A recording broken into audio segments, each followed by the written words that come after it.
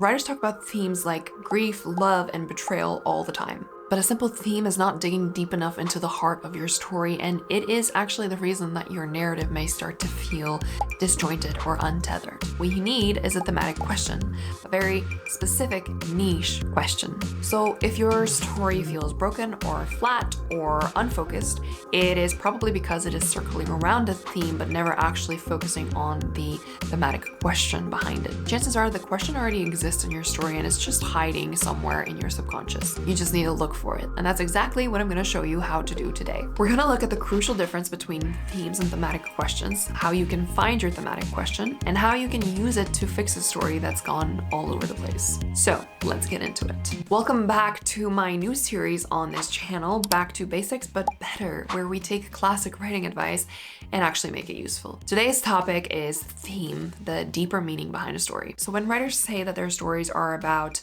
love, revenge, or grief, I get what they mean. Those are powerful emotions. They're real, they're human, but they're not a story. Because when you get told to pick a deeper message for your story, you're usually looking at broad, large topics. And yes, these are called themes. It can be anything from war to repressed sexuality to found family to toxic love to gender exploration. And that's a good start. But if you stop at theme, your story can start to feel scattered. You can have scenes that contradict each other. You can have subplots that just go into a completely different territory, or you can have characters who make choices that don't actually relate to anything deeper. It kind of feels like your story is circling something important but never actually making the point or the connection. Basically, all of that to say, it's gonna feel like you're exploring something just on a surface level. That's where a thematic question or a thematic argument, as I might be referring to it throughout this video, will come in handy. It's your way of basically narrowing down the focus of saying, okay, I'm writing about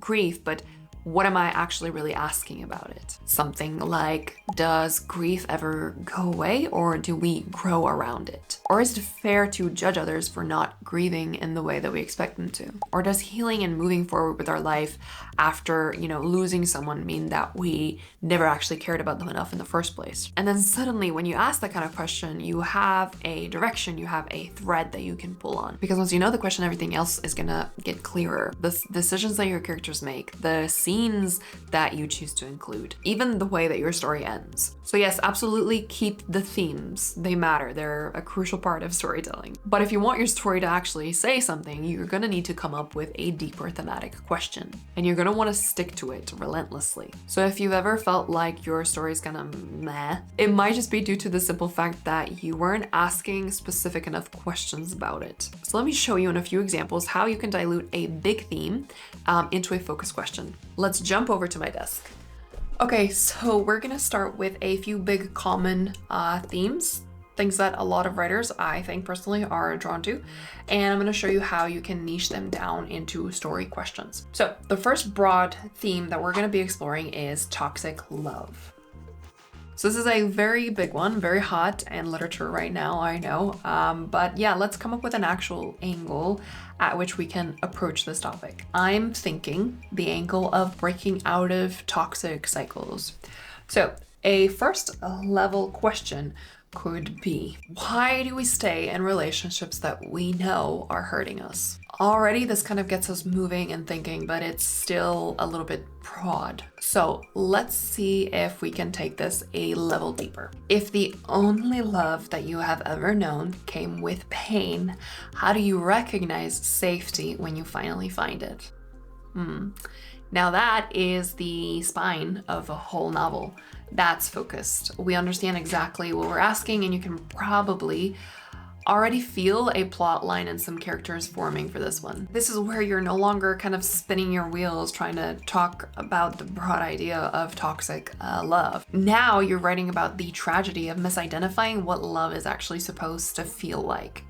Now, let's look at another angle for this one. And I'm thinking, to diversify this, we can make this angle a little bit more external. So we could ask, what happens when obsessive passionate love is romanticized in the media that we consume? So this opens the door to commentary, but we want to narrow down the focus again just to make it more powerful and more specific. And we're going to go one more level deeper. This question is, how do you recognize a toxic relationship when the world keeps telling you that you've got the kind of fiery love that people very rarely find? So this could be a really good exploration. It calls out the cultural scripts and all of these sort of preconceived narratives that we have around that kind of ride or die passionate love, and how easily that can tip into something abusive and potentially dangerous.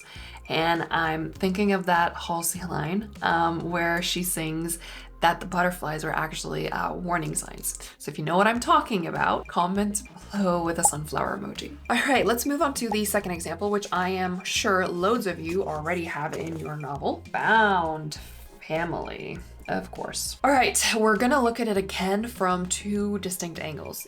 This first one I thought could actually kind of be a subversion of what this trope is usually about. So instead of looking through the lens of a protagonist who gets absorbed into a found family, we're gonna look at the lens of the biological family instead.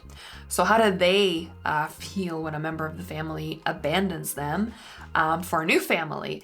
It's going to be about that sort of bitter feeling about, what if we weren't enough? What happens when someone you love replaces you with people who understand them better? So there's already conflict built into that, and it's already quite juicy, but let's tighten it even more. If your child chooses a new family, how do you love them without resenting who they've become? So this is really rich, and it looks at the idea of unconditional parental love and all the difficulties and the challenges that come with it. So for example, this could be a story of a parent trying to reconnect with a queer child after years of rejecting them. Or it could be a sister struggling with the distance from her brother that grew after the trauma that they both experienced, probably in the same household, and the brother is the one who found a new family or friends who help him heal, but she is, still largely alone. All right, so now let's look at it from a more typical angle that you will see used in Found Family a lot. So our first level question could be focused on somebody who doesn't really believe that they're worthy of the love that they've found because, their early relationships kind of taught them that they weren't. Can someone who was abandoned learn to accept love again? So this gets us into the healing arc, but we're still very abstract, so let's zoom in a little bit more. So if people who were meant to love you walked away, how do you trust people again, even if you know that they could leave too? So that one hurts, and it's a lot more complex than just the standard learning how to trust people again. It's learning how to trust people, but at the same time accepting that they likely won't be there forever, and that that's okay. It starts to ask kind of, do we cut ourselves off from love just because it might not be forever? Or do we let ourselves appreciate the moments that someone is there with us, regardless of how long they stay? So now you've got depth and complexity to your story. So our last example is going to be overcoming trauma. So this is a theme that gets used a lot, but it is often very surface level, unfortunately. So we're going to dig into two angles, and I want to do one from the perspective of a trauma survivor and then another from a person close to them instead. So this first angle is going to focus on internal recovery and how we often treat healing like a destination, something you should be done with by now, usually. That's how it feels like. So the first question is going to be, can you find a healthy coping mechanism while overcoming trauma? Right, so that's our first level question, but we can definitely go a level deeper. If your pain never fully goes away, how do you stop treating yourself like you're broken? So this story then becomes about reintegration back into your life and back into your skin, even though you know that you are not the same anymore.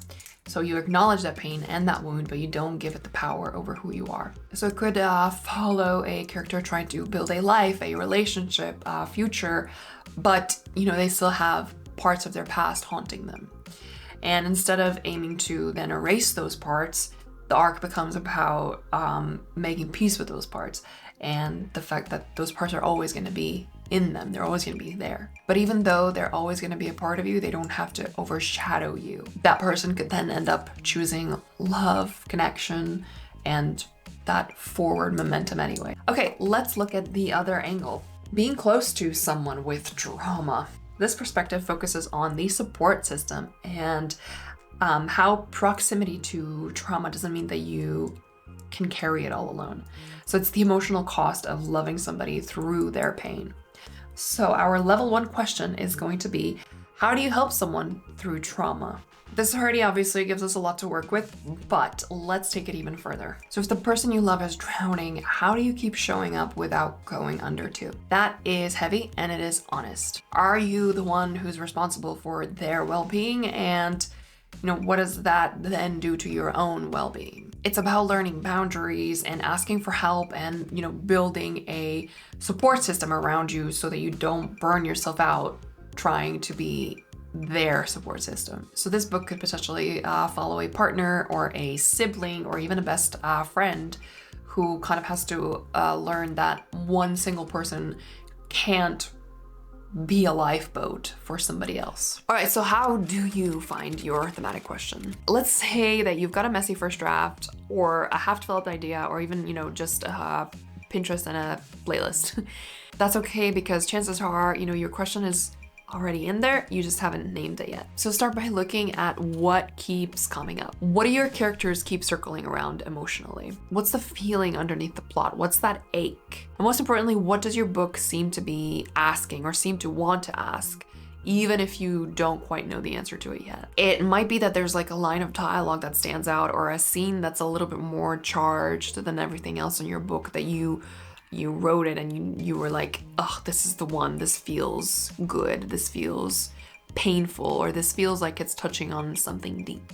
Once you find that, write it down literally in just one sentence, as concise as you can, as specific as you can. So you're not looking at a big, broad theme, you're not looking at your novel topic, you're not looking at a premise, you're not looking at plot. You're looking at an emotional question that can be challenged, that can be wrestled with, that can be explored in different ways. And then after that, look at your story again, scene by scene, character by character, and ask, does this part, this character, this scene, this moment, this idea, does it support or challenge my thematic question in any way? And if the answer is hard no, then that might be the reason that your story is not working. It might mean that, maybe you have too many thematic questions floating around and you're spreading yourself too thin to, look at all of them in a way that matters. So niche down, do this exercise that I did with you. Try to find the angle in and then go even more specific on that angle. And just to be super clear, by the way, you don't always have to know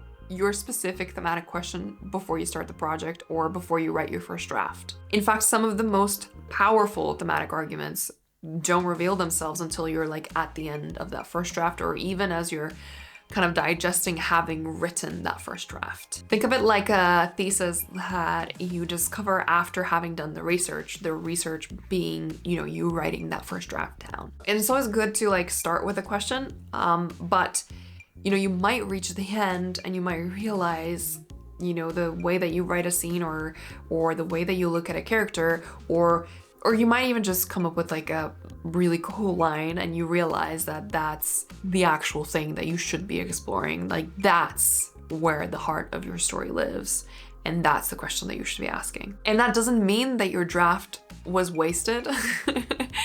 It just means that now you know what that draft was for. You know that first draft did the work for you to be able to come to the conclusion of that thematic question and actually understand what you're saying and refine it in your second draft. As you are writing that first draft though, it can be kind of helpful to go back and refer to it from time to time. Just, stop every few chapters, and every time you get stuck and something isn't working, go back to that thematic question and ask yourself if whatever you're working on right now is actually adding stuff to your thematic architecture. So, do you already know what question your story is asking? Or are you still in the process of like circling it and waiting until it reveals itself? Either way, drop it in the comments. I would love to know what kind of questions you're currently thinking about. And if you want a space to actually play with that, my Notion template Chaos is a great way in. It is a full storyboarding Notion workspace for writers who want to build out their stories with meaning. You will find the link for that below in the description. If this helped you, let me know what question stood out to you the most today. But until next time, trust your heart and the words will come.